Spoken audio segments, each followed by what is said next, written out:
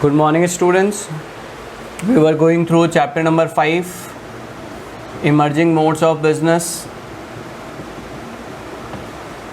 Till now, we have discussed, अभी तक अपन बात कर चुके थे कि इमर्जिंग मोड ऑफ बिजनेस का क्या मीनिंग है. तो it is not a new business, rather it is a new way of doing the business. Emerging modes of business मतलब कोई नया बिजनेस नहीं, बल्कि बिज़नेस को करने के नए तरीके के बारे में अपन इस चैप्टर में बात करेंगे.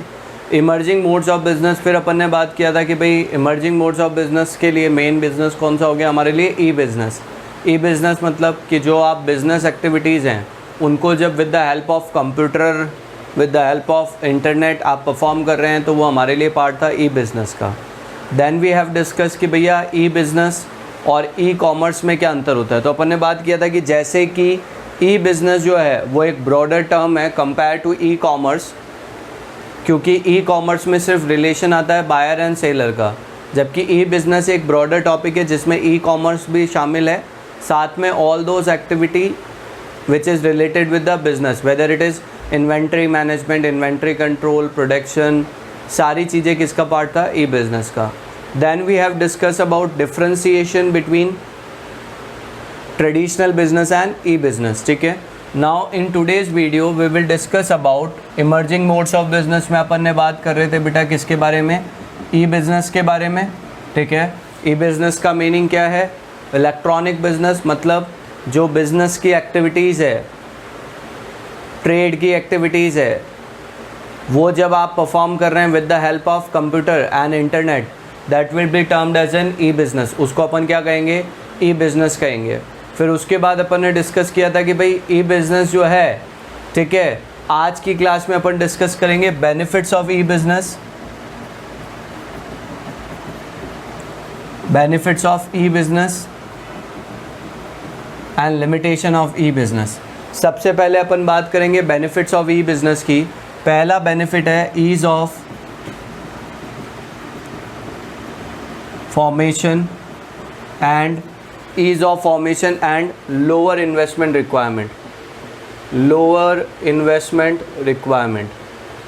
अब अगर थोड़ा सा दिमाग पे जोर डालोगे तो the differentiation that we have done between traditional business and e-business, उसमें ये पॉइंट आया था, क्या था कि ट्रेडिशनल बिजनेस फॉर्म को स्टार्ट करने के लिए there are formalities that you have to do, you have to do investment in that kind of business, but in case of e business there is no such requirement. तो पहला benefit ई business का जो है वो क्या है बेटा, ease of formation and lower investment requirement. Ease of formation क्यों, क्योंकि इसके लिए आपको ज़्यादा फॉर्मेलिटीज़ करने की ज़रूरत नहीं है. ठीक है. और लोअर इन्वेस्टमेंट रिक्वायरमेंट बिकॉज आप अपने घर से भी ई बिज़नेस ऑपरेट कर सकते हो. इसके लिए आपको कोई प्राइम लोकेशन, फर्नीचर, दिखावा, इनकी ज़रूरत नहीं है, जबकि ट्रेडिशनल बिजनेस के केस में इन सारी चीज़ों की रिक्वायरमेंट होती है. तो first benefit of e business is what, ease of formation and lower investment requirement, कि आप ई बिज़नेस को ईजीली स्टार्ट कर सकते हो और इसमें जो इन्वेस्टमेंट रिक्वायर्ड है वो भी कंपैरेटिवली आपको काफ़ी कम चाहिए. Is it clear. सेकेंड हमारे लिए आता है बेटा कन्वीनियंस. कन्वीनियंस, अब ये कन्वीनियंस वाला टॉपिक क्या है बेटा, कन्वीनियंस का आपको यहाँ ध्यान रखना, 24 आवर्स इंटू 365 डेज़. क्या मतलब है कि in case of e business you can operate from your home at your own wish, या you can purchase the goods at your own convenience. क्या कहना चाह रहे हैं बेटा यहाँ पे कि ट्रेडिशनल बिजनेस के केस में तो देर इज़ ए फिक्स टाइमिंग. जैसे अभी अपन बात करें कोरोना पीरियड की, भैया भिलवाड़ा में 6 बजे क्या होता है, मार्केट बंद, तो आपको शॉपिंग करनी है तो 6 बजे से पहले पहले करनी पड़ेगी. But when we talk about e business तो वहाँ पे ऐसा कोई लिमिटेशन नहीं है. 24 आवर्स इंटू 365 डेज़, कोई संडे कोई हॉलीडे नहीं है. आप गए, आपको परचेज़ करना है, ऑनलाइन गए, जो वेबसाइट है वहाँ पे ऑर्डर प्लेस किया, आप जब चाहें तब ऑर्डर प्लेस कर सकते हैं. तो e business provide the convenience.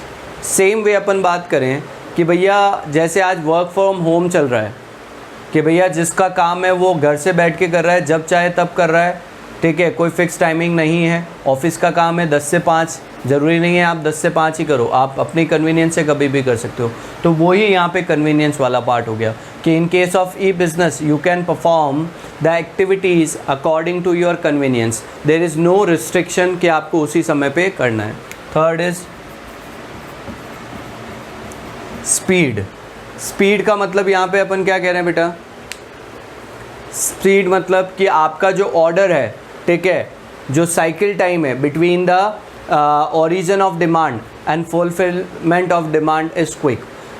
और साइकिल टाइम यहाँ पे ध्यान रखना है आपको क्या है कि जो आप ऑर्डर दे रहे हो और वहाँ से जो आपका फुलफिलमेंट हो रहा है उसमें जो टाइम लग रहा है वो काफ़ी कम लग रहा है, ठीक है। मान लो आप शॉप पे जाते, पसंद करते, फिर लेकर आते, आपने ऑनलाइन प्लेस किया और हाथों हाथ आपको गुड्स मिल गया। जैसे अपन बात करें कि जोमेटो स्विगी है, तो वहाँ स्पीड यही कि आपने पसंद किया, फूड ऑर्डर दिया और हाथों हाथ आपके घर पर आ गया, तो that is part of speed. And fourth is global reach और access. Global reach and access वाला पार्ट क्या है बेटा कि e business is boundaryless business, there is no physical boundaries in case of e business, there is no boundaries in case of e business, कि आपका कोई physical geographical बाउंडेशन नहीं है।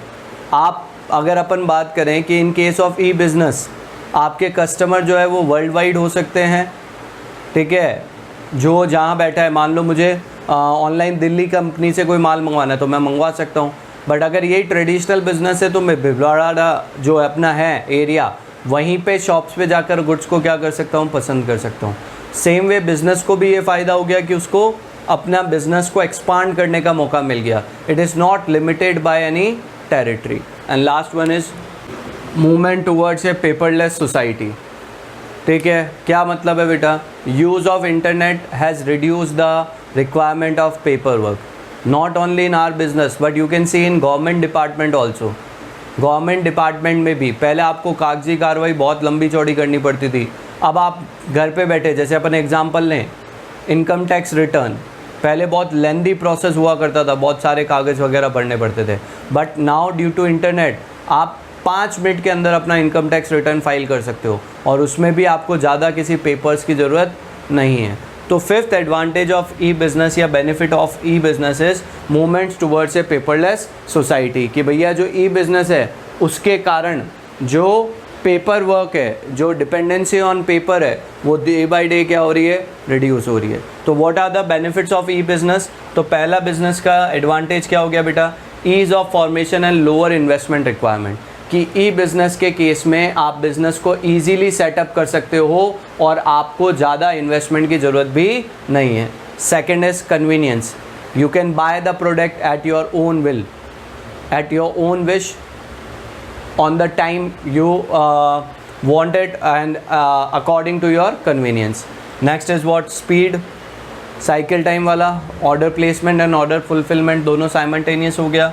global reach, boundary less business है, customers हो सकते हैं आपके कहीं से भी और एज ए कंज्यूमर आप कहीं से भी प्रोडक्ट को बाय कर सकते हैं। Next is movement towards paperless है सोसाइटी, कि due to the e business जो पेपर वर्क है, जो डिपेंडेंसीज ऑफ पेपर है, वो धीरे धीरे क्या हो रही है, कम हो रही है। तो these are the benefits of e business. Now let's talk about the next topic, it is related with limitations of e business. Limitations of e business, limitations of e business में सबसे पहला है बेटा लो पर्सनल टच। सबसे बड़ा drawback है, आप physically shop पे गए, आपको कोई गुड्स समझ में नहीं आ रहा है या कोई गुड्स नया भी आया है, तो जो सेलर है वो आपको इजीली कन्विंस कर सकता है, वो आपको उसके बारे में ज़्यादा डिटेल में नॉलेज देकर आपके जो डाउट्स वगैरह हैं, he can solve that and he can convince you to buy that particular product. But there is lack of personal touch in case of e-business, क्योंकि e-business में आप वेबसाइट पे गए, आपने सर्व किया, तो वहाँ पे कोई फिज़िकली प्रेजेंट नहीं है आपको आपकी क्वेरीज़ के बारे में बताने के लिए, आपको उसके प्रोज एंड कॉन्स के बारे में बताने के लिए, आपको कन्विंस करने के लिए। But in case of traditional business वहाँ पे वो प्रेजेंट है जो आपको अच्छे से गाइड कर सके, आपको मोटिवेट कर सके, तो वो चीज़ यहाँ पे लिमिटेशन हो गया। क्या? Low personal touch. In case of e business there is a low personal touch, और specially in case of garments, ठीक है, कि क्लोथ्स वगैरह आप शॉप्स पे जाकर तो ट्राई कर सकते हैं एक दो, but in case of e business ये पॉसिबल नहीं है। दूसरा है बेटा incongruence between placement of order and receipt of order. Receipt of order ये बेटा स्पीड को कॉन्ट्राडिक्ट कर रहा है यहाँ पे। इनकॉन्ग्रेंस बिटवीन क्या मतलब है बेटा कि information flows at the click of A mouse.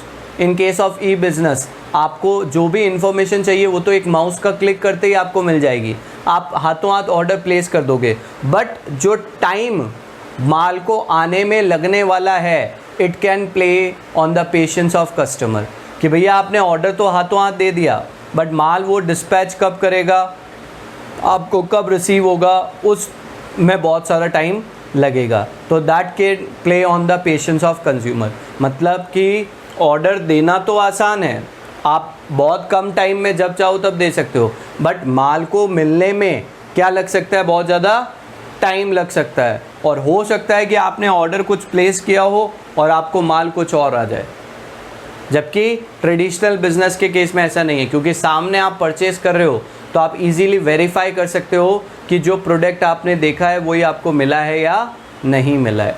तो सेकंड लिमिटेशन हो गया incongruence between placement of order and receipt of order. तीसरा है बेटा नीड फॉर टेक्नोलॉजी नॉलेज। सबसे बड़ा ड्रॉबैक है ई बिजनेस का कि देर आर 3 hours रीडिंग, ठीक है, राइटिंग एंड अर्थमेटिक।